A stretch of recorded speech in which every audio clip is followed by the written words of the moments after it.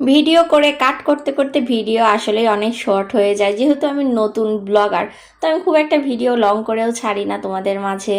আজকের এই দইটা কিন্তু অনেকই স্পেশাল, কারণ এটা বগুড়া শেরপুর থেকে এসেছে, আমার হাজবেন্ডকে খাওয়ার জন্য পাঠিয়েছিল।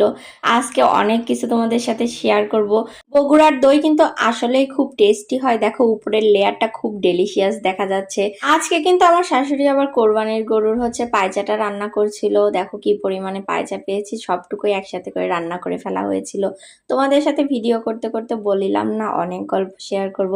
যে পরিমাণে গরম যাচ্ছে, গরমটাকে কেন যেন হ্যান্ডেল করাই যাচ্ছে না, খুবই অস্থিরতা কাজ করছে।